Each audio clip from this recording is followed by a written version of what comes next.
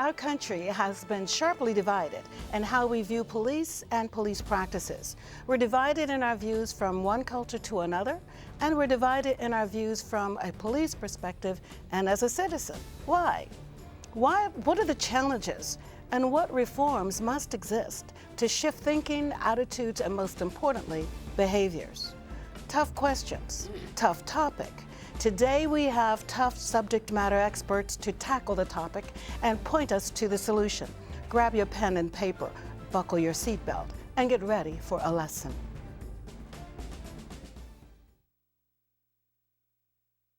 I dare you. I dare you to change the world. Yeah, you. Getting that college education. I dare you to be somebody important. Like be a teacher or a reality TV star. I dare you to stand up here. To call the shots. To be a role model. An inspiration. An innovator. To be a teacher. Think you can change my life? Make me excited about science like you. Have a career that really means something? Then do it. I dare you.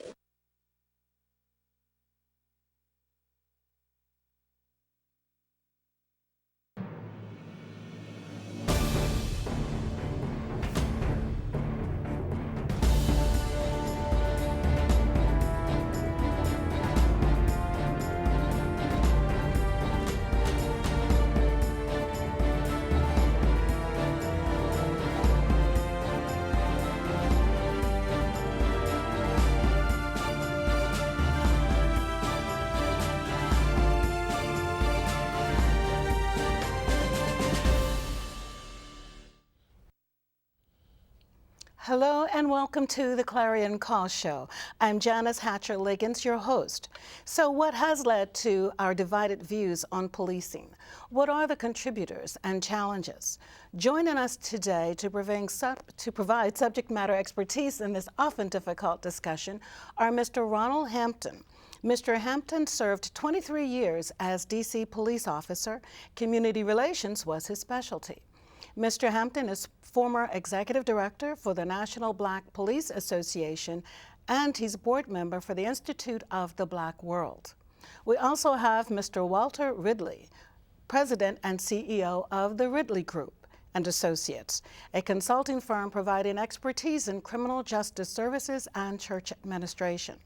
Walter Ridley is a former warden. He was corrections director at both adult and juvenile facilities. He also served as chair of the Parole board. Welcome, welcome to the show. I appreciate you both being here. We've already introduced you a little bit, but I want you each to talk about yourself. We know that you've had 23 years of policing with community service as your community relations as your specialty, and we also know that you're a warden and an advisor on criminal justice. But talk about some of the things you've also done, just briefly. Well, I served on the police department in the capacity as a community relations officer, but I sort of used community relations as a metaphor for the way I conducted my work every single day.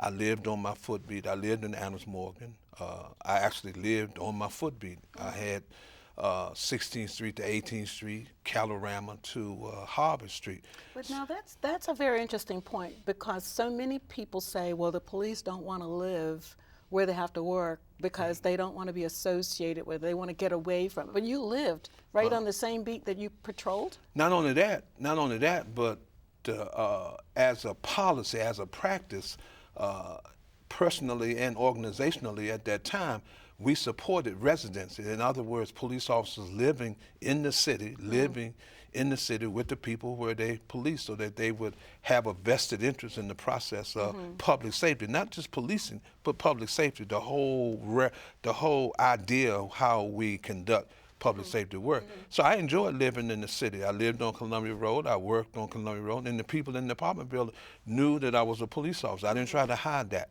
I didn't have any problems. So I really enjoyed being a police officer in the city. What I didn't enjoy necessarily was the sort of the racism, the discrimination that existed in the institution itself that attempted to sort of in some way prevent me from being the kind of police officer that I knew I wanted to be, that was rooted in that community and knowing the kind of public safety policies that I wanted to Wow. be involved with. Wow. But it was a lesson. It was a valuable lesson, and it continued to embolden me in terms of doing the kind of work that I thought public safety really involved. And you're using it now, going forward. So we're Yes, gonna ma'am. we're gonna get to a lot of that. Yes, so, Mr. Ridley.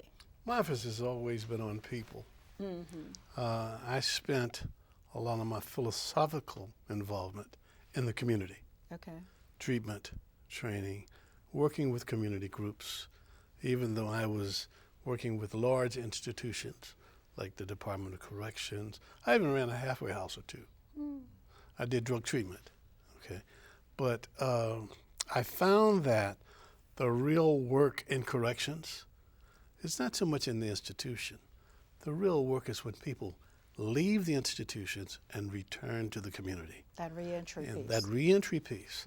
And it's been like that since 1971 when I first started in this business. And as a warden and parole officer, or heading the parole Heading the parole board, okay. or heading the parole, you definitely have seen it firsthand.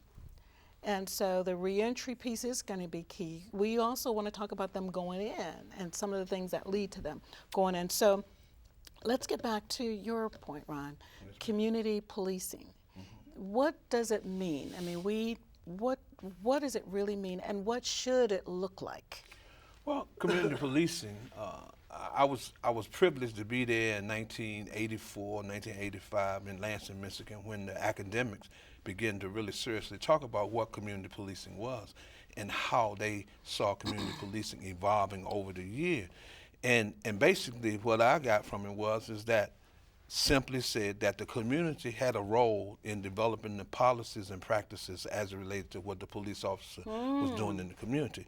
And particularly in communities of color and poor communities, because the police were there, but they didn't necessarily recognize that there was a voice of that community when it came to shaping policies and practices. And because they didn't live in that community, they couldn't really relate to Well, some of the issues and challenges? Absolutely right. I mean, even today, which is not very different than 20, 30 years ago, over 85% of our police officers don't even live in the city. They live in Maryland and Virginia. And I mean, I'm fine with that. You live where you want to live. But then how do you come to grips with the idiosyncrasies of that community? How do you come to grips with the needs and assessing that community as it relates to policing and other criminal justice issues? What was that percentage again? 85%. Live outside of the community Yes, they ma'am. serve. That's a little bit high. Well, it is, but some of it goes back to something that you had said earlier about police officers not wanting to live next door to the people or Yes. in the communities they police. But the fact of the matter is that even if you arrest a person, it doesn't have anything to do with you. It has to do with what that individual did or didn't do in terms of the law. So, but most people who get arrested get out of jail. They don't stay in jail forever. They come back to the community, and part of that process means the re-entry of that individual and the what is the term? The returning process. In the recidivism in the community, so that they can reintegration of the person in the community in terms of what's going on. So we just don't throw people away just simply because they make a mistake or a bad decision. So that's a good process, but community policing had all to do with everybody being involved in the process and a partnership between the citizens and the police when it came to public safety. And you mentioned policy, the community being involved in the policy making piece. Yes, ma'am. Now, that has to have some advantages. Well, And you're so- absolutely right. I mean, just for example, in the white community, in most white communities, the way the community is set up is that, say if you wanted to set up a store in the community, a grocery store, well, you would have to go to the community, sit down and talk with the people in the community and talk about the needs and all of that, Right. and see whether or not you have a place there. Well, generally that don't take place in our community. They go there and don't have the setup, because, for example, we know a lot of liquor stores in the black community. They sell cigarettes and all of these kind of things that impact the health of our community in terms of in a negative fashion. But what community policing meant, that now poor communities and communities of colors would be in control of the kind of things that were going to be determined about how that community is set up.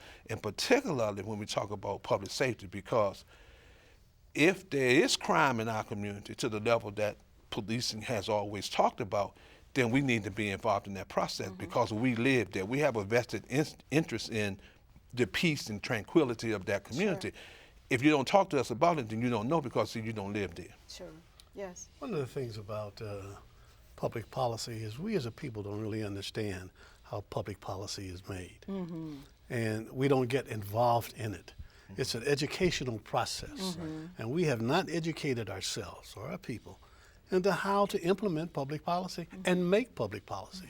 Public policy drives everything that we do in America. Everything. Everything. See, to some extent in our community, what is happening is we have paid attention to the politicians and those who have had their hand on the lever saying that they know what's best for us. That's and then right. we assume that in them saying that, then all of a sudden we can let them go to the business. But the fact of the matter is this is a participatory process. That's right. Accountability is key.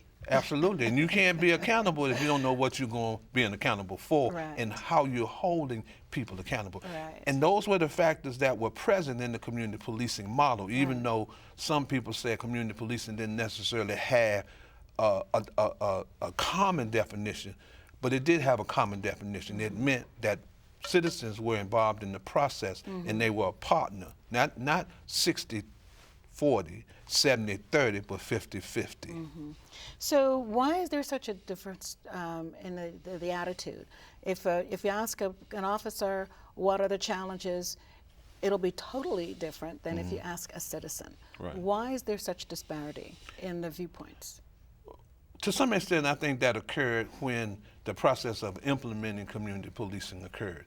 Because chiefs of police, individual CEOs wanted to put their mark on it. So when they put their mark on it, then they say, well, this is my brand of community policing. So as a result of that, if you do community policing, you have to develop a couple of things first. You have to develop a new mission statement, a new vision statement, and then how you're going to carry it out. Now, we can go back in the history and look at people like Chief Lee P. Brown, who started in Houston, went to Atlanta, and then ultimately came to New York. He had a particular slant on how he did it, but it was so thorough because he believed that people had to be educated and knowledgeable about the process before you can expect them to compete in the process. So he went through that process with it.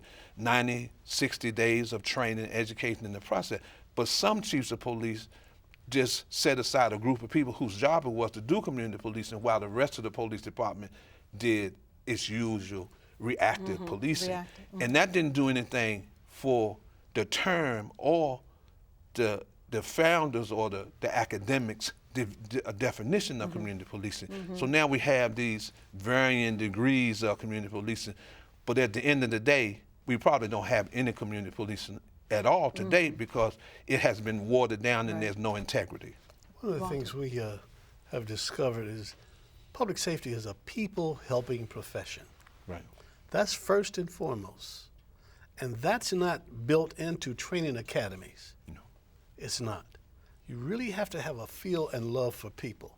What happened to First. protect and serve? Well, that's a slogan. Yeah, that's just a slogan. All right? Some people have brought it to life, but this is a slogan. It's just a slogan. Yeah. So you have to understand that first. Then you have to understand that you have to communicate with the community within which you're operating, whether it's a prison, a jail, a precinct, whatever it is, you have to be able to communicate with those people that you're serving. And it's called public service. And And taxpayer dollars. Absolutely. Well, yeah, but they're also taxpayers.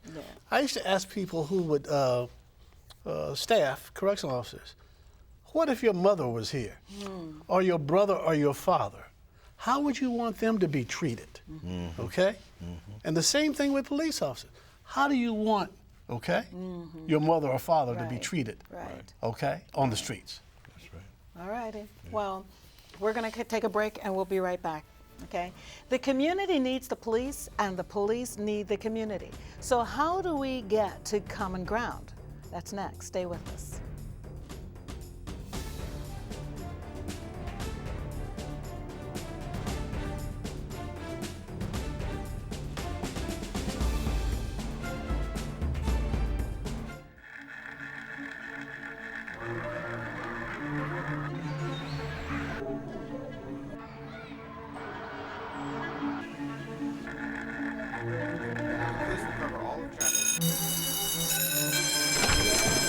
It's 3 p.m. For 50 million kids across America, school's out. And for a third of these kids, they're out on their own. Out with nowhere to go. Out with nothing to do. Out all afternoon when anything can happen. But every afternoon is a chance to change America's future. All you have to do is open the door. It's time to support the Boys and Girls Clubs. Great futures start here.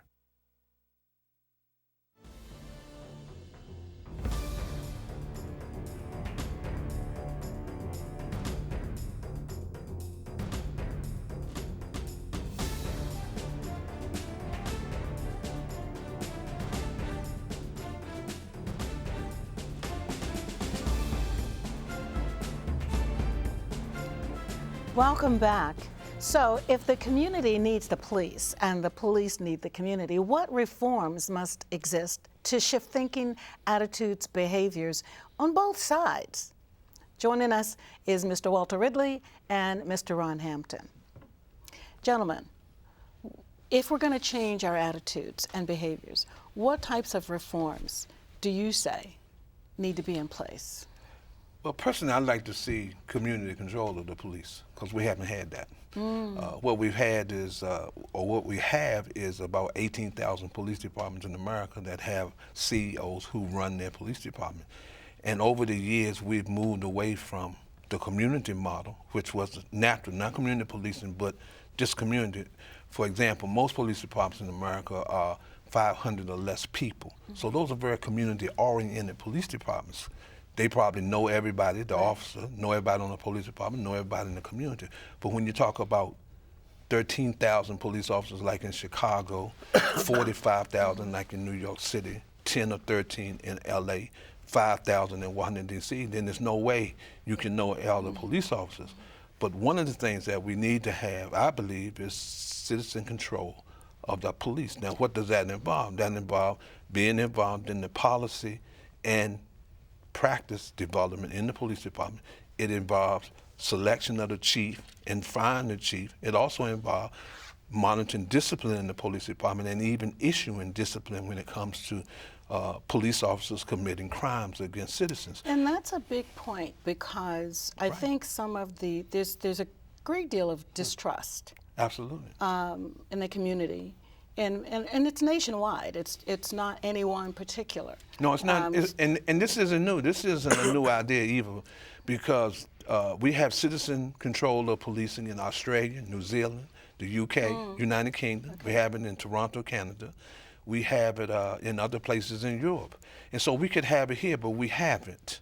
We haven't had it here because the notion is that police work for us, but we aren't sophisticated to understand the practices and policies of the police department, so we leave the policing up to the professionals. But the fact of the matter is when you have people like Walter and other folks that are knowledgeable about the criminal justice system, those people live in the communities and therefore can participate in the process of overseeing and creating transparency and accountability. We have to have that. It's interesting you mentioned these other countries that do have community control policing, because on the flip side, the United States is the largest incarcerator in the world. Absolutely. But we don't have community policing. And so maybe we do need to look at something so that we don't, that's not necessarily a distinguished title, the largest incarcerator in the world. And well, that's true. But I would want you to say this when you say community control of the police, community control rather than policing. community policing, All because right. that would mean very different. Like our army. Our army is controlled by or led by a civilian, even though we had generals. So the president is the person who leads it. So we can have a citizen control policing effort in this country, and still police chiefs can run their police departments. Walter, the other piece is communication. Programs like this, there need to be more of them, educating the public as well as the police on what's going on in America. I mean, the newspapers take snapshots. And those snapshots only come when there are problems. We need to address things proactively and say, hey, this is how, you need a Ron, okay, to be an editorial writer in the major newspapers, talking about these issues. The second thing I think is education and training, okay, on how to do your job.